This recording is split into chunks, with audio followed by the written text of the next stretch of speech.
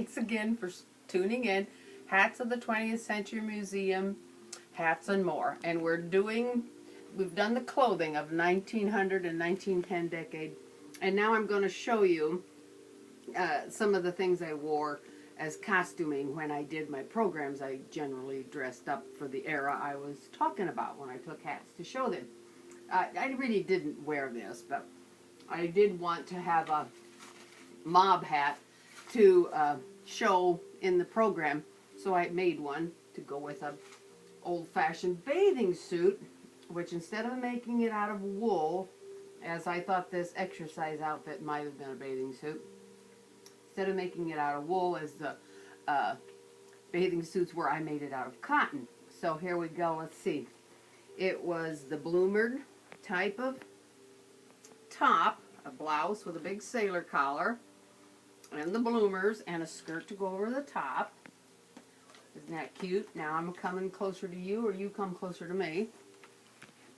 Here's a picture of the actual type of thing. 3 gals, and they decorated them with dots, polka dots it looks like. And they even had little shoes that they could possibly wear in the water. You got that? Okay, and I noticed that I had even gotten shoes at the time. This was all of my sewing and doing things was kind of the mid to late 90s, so Gitano shoes. Never did wear it because I don't need to be in a bathing suit anywhere. So now I'm going to show you a combination of what I sewed myself or what I could find in the thrift stores of clothing that was being cast off already. So let's see. Let's start with this dress here. I need to get rid of this cough drop. This is kind of a Marian the Librarian type of outfit. And let's come a little, well, I'll come to you. This is what it looked like together. Kind of a tunic top like this one here that I had cleaned up. An authentic one. The long skirt goes underneath. And of course I didn't forget to make a long skirt. So there's the long skirt that went with it. Gave me something to wear and not worry about if I perspired. Very washable. Easy to work with when you make costuming. Okay, and that was worn with this big hat here. That was kind of the Titanic period looking thing. And that's just a Capelli hat made in Florida. A 1990s hat. Nothing new, or nothing old. Okay, here's another outfit I wore that I made to wear. Here's a picture of me in the thing. It was another one of those tunics over a long skirt. Got it? Okay, as soon as we've got it, we can continue on. This one was white. I put lace at the bottom and around the collar. Had all kinds of black belts to choose from in the 90s. These elasticy belts, even this one with a big black bow, were easy to find everywhere. And I'm a thrift store shopper. And then a long stripy skirt underneath. And here's another picture of me in it with a hat that I frankly made the hat just from figuring out how you would make a hat. And this is that hat. I have a big old hat to wear. It's pretty easy to figure out how to make a hat. So that's where the back is. I just made a crown, and then I positioned the brim on it at kind of a sideways look. Put some plumes and the little tiny bit of fabric I had left from that skirt, because I really didn't have a lot of fabric to work with. So that was my homemade hat. And okay, we're doing the 1910 period. Here's another 1910 costume, which is the long, narrow skirt, floor length, down to your ankles and beyond, and then a long coat, brown velvet. I had all this fabric I'd gotten so reasonable from working at a fabric store, and I made a beret to go with it, or a kind of a King Edward type of a Tudor period type hat that went with it, so that was good. And brown boots, brown shoes, all those things were easy to find in looks that were reminiscent of the 100-year-ago period. Here's blouses that you could just get them anywhere. I got mine all at the thrift store that just were exactly what you needed for the 1910 look. So they got a lot of good out of them. Here's one thing that is actually bought in because styles repeat themselves. So in the in the 1990s, probably even in the late 80s, you could start finding things that looked as though they were made 100 years ago. This is cotton like the one I showed you. Short skirt and full, just like in the 1916 period. But that's a bought-in outfit from the thrift store. Didn't have to make that. Now here's a mutton sleeve jacket, which I didn't make it. It was purchased from a thrift store. See, it's got a label and everything. But look at that. It is really trying to recreate that leg of mutton sleeve. And the blouse, just another blouse. So many of these blouses in the stores and then the thrift stores 10 years later. It was just incredible. So that isn't something I made. That's something I was able to buy. You could buy skirts. Remember I showed you the taffeta skirt? Well, here's one that's nearly like it. Purchased. There's the tags. Somebody made it. And I hit it just the right time where everybody was giving them to the thrift stores.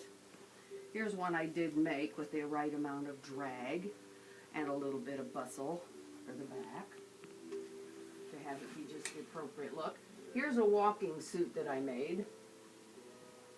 And of course the blouses, there was no reason to suffer through making the blouses because you could get them anywhere. Here's a picture of me in it. It had the space for a little bustle. Can you get it? Or is it? Well, tell me to tip it. Is that it? You want it like this? Yeah. Hey, tell me. Just tell me. My cameraman won't talk. All right. But anyway, so there's the jacket with kind of the full puffy leg of mutton type sleeve. And here's the skirt that went under it with a little drag in the back. I kept a place that I could hook it into my belt while I was trying to work, putting my show together and packing up and moving around, but there we are. Got a lot of good out of that. Reproduction, made in my own sewing machine. Here's a beige, or a winter white, or ecru. Same blouse as that, isn't that something? Here's another one. The blouse is purchased, and which was so nice to be able to just have all these purchased blouses. But here was the more complicated skirt that I made. Longer. Needed a petticoat or two, which were easily purchased for nearly nothing. Here's what it looked like. Kind of a funny picture of me, but it's the only one I could get a hold of quick. Okay? Anyway, so that was a costume. It was this hat that were the Tea Party hats that were being sold everywhere. Found at a gas station. Boutique shop at a gas station. For $29. So that's what I wore with this. And an umbrella that I fixed up with some lace to make it look more like the period. This one also had an umbrella. It was easy to find colored umbrellas too. This blouse was absolutely stunning. This thrift store lace blouse. And you would have thought it might be gunny sack, but I don't believe it's a Nicola. Made in the USA, of course. There's a picture of me wearing it with the hat that is a 1950s hat, but they have huge old plumes on it that I got at an antique show. I didn't care that it was reproduction. The plumes were worth it. There we go. That was a stunning blouse. People would always ask me if I made it. Well, I don't know if I'd have had to because it was so easy to buy. I think blouses were $1.59 a piece in the thrift store. We all know the one at that time because that was the 90s. There's another one. I mean, We don't need to look at them all. Even a black one. Black, if you wanted to have that look for morning, and I did, so I grabbed me a black one. Cotton one for more of a washerwoman, everyday use. Not the silky stuff, but cotton stuff. Okay, so of the shoes and things, let's see, get the real ones from the, it was marvelous in the 90s that you could buy anything that looked, this is what was being made in the 80s and 90s, but it looked so antique. Jewelry. I mean, it was just so easy to find the jewelry I needed to dress up my costumes. Big ring, gosh sake, gorgeous stuff. These beaded belts were very popular and everywhere. I think I showed you in the book the high lace or high button even catalog that had brocade on the side. Look at that. I bought these in the 90s. They were making them again. Beautiful boots. Leather. Gorgeous. So easy to find something to wear to top off your costume. These are the most ridiculous. But they had the pointed toe. So this is 1990s here. And this is well, not 1890s, but 1900 and 1990s. Close to 2000, frankly. So we have a 100-year difference. Isn't that something? We do everything over again in life. These are the old ones, and they're beautiful. Now, I mentioned brown, my brown outfit. I wore these with my brown outfit. They have the little Louis XIV heel, just like this is the old one off of my display. So we have 1915, and here we have 2000. Look here, I paid $2.49. I got plenty of good out of them, but let me tell you, these aren't, let's see, but maybe 20 years old. And the inside is already sticky and starting to rot. You couldn't wear them. They are just gooey. Now, the ones from 1915, more than 100 years ago, are perfect. These old things never deteriorate. They are made out of natural good products. More little purses when I had the whiter outfits. This gorgeous little beaded thing. Here's one with beading all over it, little reticules, but of the modern day period. You could always buy a new fan, make it look like an old fan. More gorgeous jewelry that went with the lighter costumes. 1928. I don't know if that jewelry company still exists, but it sure had some nice antique-y looking old things then. It was easy to find hankies. Look at this marvelous pair of Louis XIV shoes, which are from, you know, the 1980s or 1990s, maybe close to even 2000. And you can tell they're new because the glue in here is starting to discolor. Isn't that something? I noticed it on the back of this one too. It goes right in with, you can tell it's where it's put together. Beautiful leather boots, though. These are still nice. That worked out wonderful. They still feel good on the inside. But all this man-made product starts to deteriorate. But these have got enough leather in them.